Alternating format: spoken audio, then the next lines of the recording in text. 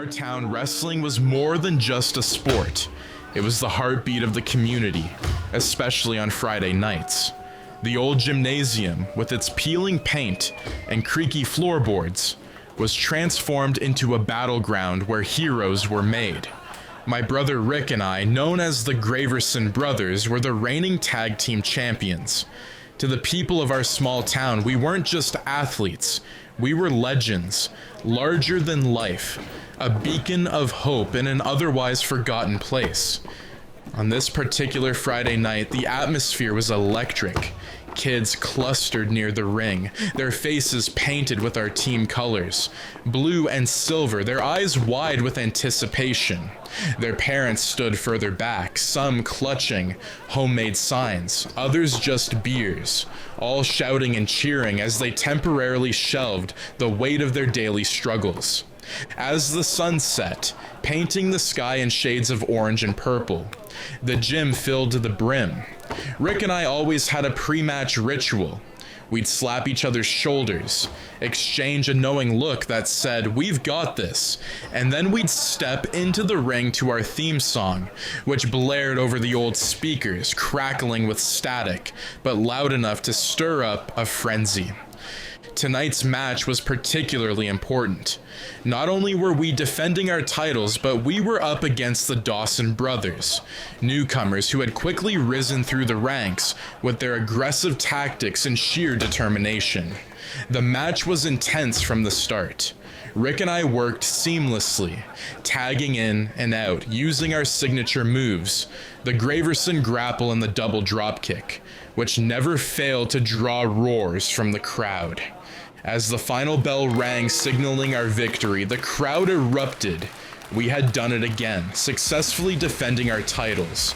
We basked in the adulation, high-fiving fans around the ring and soaking in their chants and cheers. After the match, as we gathered our gear from the locker room, Rick clapped me on the back, his face flushed with excitement. "That was one hell of a match," he shouted over the noise of the still cheering crowd as we exited the gym into the cooler night air.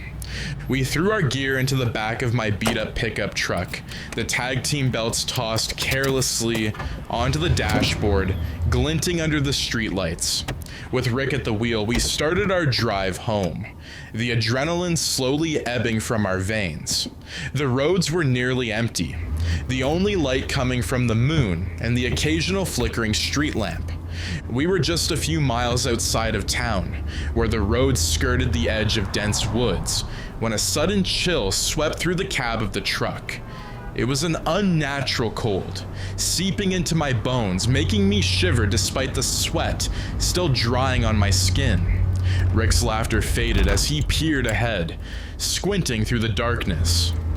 "Do you see that?" he asked, his voice tense. I looked up and there it was, a tall, white shadow standing in the middle of the road. It was shaped like a man but impossibly tall, its edges blurred as if made of mist or smoke.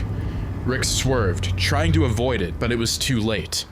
The truck spun out of control, the world turning into a terrifying blur of spinning trees and screaming metal. The last thing I remembered before everything went black was the sound of breaking glass and Rick's shout, cut abruptly short. I woke to a cacophony of sirens and flashing lights piercing the night. My head throbbed painfully, a sharp, incessant reminder of the crash. As my senses slowly returned, the cold, hard reality set in. The truck was mangled, twisted metal all around me, and the smell of gasoline was heavy in the air. I tried to move, but a searing pain shot through my entire body, anchoring me in place. With considerable effort, I turned my head to look for Rick. "Rick!" I called out, my voice hoarse and barely a whisper. There was no response, just the echo of my own panic as it bounced off the trees lining the road. My heart pounded with a mix of adrenaline and dread as I attempted to free myself from the wreckage. It was then I noticed the blood, a lot of it, and realized with horror that it was mine. My left arm was gone, sheared off just below the shoulder, the remains of it trapped somewhere beneath the twisted metal of the door. Emergency responders were soon at my side, their faces blurred and their voices a muffled blend of urgency and professionalism. I was carefully extracted from the wreck and laid out on the cold ground. As they worked to stop the bleeding and prepare me for transport, my mind raced with images of the white shadow. It hadn't been a figment of my imagination, it was real, and it had caused this. "Where's my brother? Where's Rick?" I managed to ask one of the paramedics, a young woman with kind eyes that now looked upon me with a sorrow too deep for words. "I'm sorry," she said, her voice gentle. "We're doing everything we can." They loaded me into an ambulance, and as we drove away, I caught a glimpse of the scene behind us. Another team was working around the driver's side where Rick had been.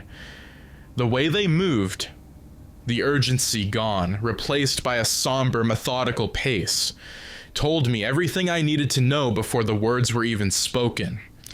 The hospital was a blur of lights and faces. I was rushed into surgery.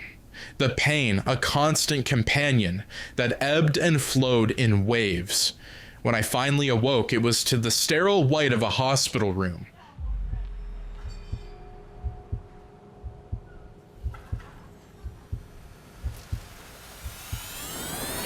The beeping of machines and the heavy weight of loss. Rick was gone. They couldn't save him. The realization hit me like a physical blow, leaving me breathless with grief.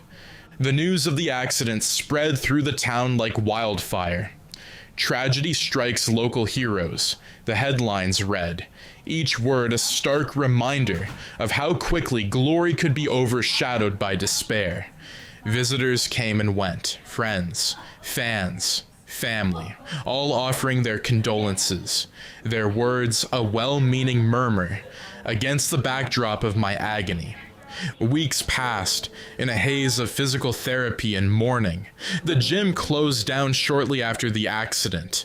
Without the Graverson Brothers to draw the crowds, interest waned and the owners couldn't keep it running. I was released from the hospital with a prosthetic arm and a heart full of unresolved questions. The image of the white shadow haunted me, a specter of what had been lost. Driven by a need for answers and a desire for vengeance, I returned to the site of the accident. The road was deserted, the woods silent as if holding their breath. I stood there at the very spot where our truck had spun out of control and shouted into the darkness. "Show yourself," I challenged, my voice echoing through the trees. "You took everything from me, my brother, my career, my life. Face me."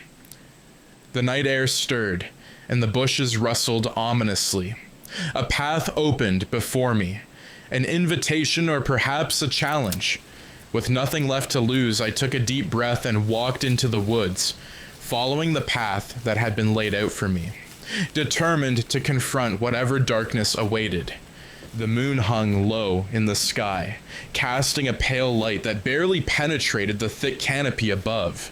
With each step, the shadows seemed to grow taller, the night colder, and the silence more oppressive. I walked for what felt like hours, the ground uneven beneath my feet, the weight of the prosthetic arm unfamiliar and cumbersome. Finally, the trees began to thin, and I emerged into a clearing. My breath caught in my throat at the sight before me. There, in the center of the clearing, stood the white shadow, its form clearer now. It was indeed tall, its features eerily human yet distorted, as if made of a thick, swirling mist. Its eyes, if they could be called that, were hollows of deeper darkness that seemed to pull at my soul. Around it, the air felt charged, the atmosphere heavy with an unspoken menace. I stepped forward, my heart pounding in my chest, my grief and anger sharpening into a pointed resolve. "Why?" I demanded, my voice breaking the silence like a gunshot. "Why did you take him? Why us? The shadow did not move, nor did it speak at first. Then, slowly, it began to change, its form shifting, expanding. Before my eyes, it morphed into a new shape, the spitting image of Rick, but pale and distorted, as if viewed through a warped lens. The sight was both horrifying and heartbreaking. "Brother," it spoke, Rick's voice coming from the figure, but altered, hollow. Not taken, but transformed, a part of something greater. Tears blurred my vision, a mix of sorrow and rage. "You're not him," I shouted. "Bring him back to me, you monster." The figure shook its head, the gesture unsettlingly human. Not monster, but a messenger, an evolution. "Come, join us. Be freed from mortal pain and loss." I stumbled back, revulsion and disbelief warring within me. The creature extended a hand towards me, the gesture eerily reminiscent of Rick's comforting touch. But this was no comfort. It was a perversion of my brother's memory. "No," I said firmly, my voice gaining strength from my resolve. "I will not join you. I want no part of this." The creature's face twisted into a semblance of sadness. "Then you will remain alone, in pain." With a cry of defiance, I turned to run, to escape the nightmare, but the path by which I had entered was gone. In its place, other shadows emerged from the trees, their forms vague and shifting, closing in around me. Panic surged, and I fought, swinging wildly, but my hands passed through them like mist. They surrounded me, their touch cold, numbing, pulling me down to the ground. My strength ebbed away as they enveloped me, the world fading to a dim echo. As the darkness consumed me, my last thoughts were of Rick, of our matches, of the cheering crowds, and a life that once had been so full of color and noise, now silenced forever. The shadows whispered, promises of peace, of an end to grief, but all I felt was the cold as I slipped away. The next morning, another car was found abandoned by the side of the road near the old highway, just outside of town. Inside, the authorities discovered 2 wrestling belts and a prosthetic arm. No other trace of me was ever found, and the legend of the Graverson Brothers lived on. A tale told in hushed tones, a cautionary story of ambition, loss, and the mysterious white shadow that haunted the woods.